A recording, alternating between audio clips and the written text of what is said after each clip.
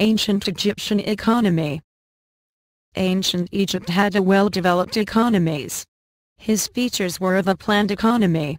Since money was not invented, the barter system prevailed in the purchase and sale of products. The cost was measured in a Deben, a copper weight of 0.5 ounces. Ancient Egypt was essentially what is called a power state. Products intended for human consumption were delivered to state institutions or temple, which in turn distributed food and other goods to the population. Jobs in ancient Egypt: government officials, soldiers, scribes, doctors, merchants, dancers, fishermen, hunters, bakers, carpenters, makers of coffins, spinners, weavers, jewelers, builders, pyramids, Egyptian artists, and farmers. Most Egyptians were farmers. The Nile has encouraged agriculture by providing a source of irrigation and as fertile black earth. Agriculture has created more wealth of Egypt. Grain, vegetables, fruit, cattle, goats, pigs and poultry were grown, and fish of the Nile were caught, and any surplus, after deduction of other taxes, were sold in markets. The main crops in Egypt were wheat, barley, lettuce, beans, onions, figs, dates, grapes, melons, and cucumbers. The pharaoh was the controller of jobs. Two commonly used measures of value were applied to determine the price of goods. One was the heat measure, which has developed from cereal crops and has been used to determine the amount of property given as wages. The other was shet, which stood for an absolute measure of value.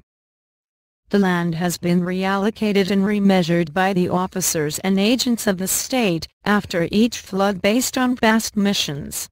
They assess the expected crops, part of the collected product taxes, stored and redistributed to people on the payroll of the state. Storage and redistribution were generally made on a local basis. Regional facilities provided products in case there was a shortfall in one of the local centers.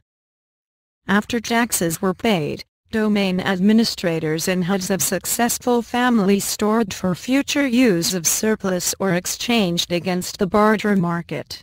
The percentage of products and goods, which may even reached the market, was probably small. This may be of marginal importance to the survival of the individual producer, but has provided some of the economic base of the culture that develops High Egyptian. There were no legal restrictions on economic activity of women in ancient Egypt.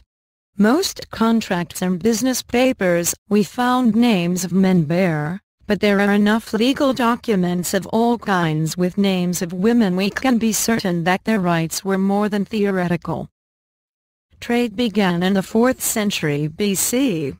Objects made in other countries were goods such as silver, iron, cedarwood, horses, ivory, copper, cattle, leopard skins, and spices. The main products were brought from Egypt: minerals and other gold, wheat, barley, and papyrus leaves. Seamen on merchant ships were paid in grain. Much of the trade beyond the local exchange is thought to have been in the hands of wholesale merchants acting for the crown or the great temple estates. The extent to which individuals were involved in trade cannot be estimated. Market forces had played a role, especially during periods when the administration broke down. Major changes to the beginning of barter system began to occur only with the influx of foreigners and the introduction of coins minted in the late period.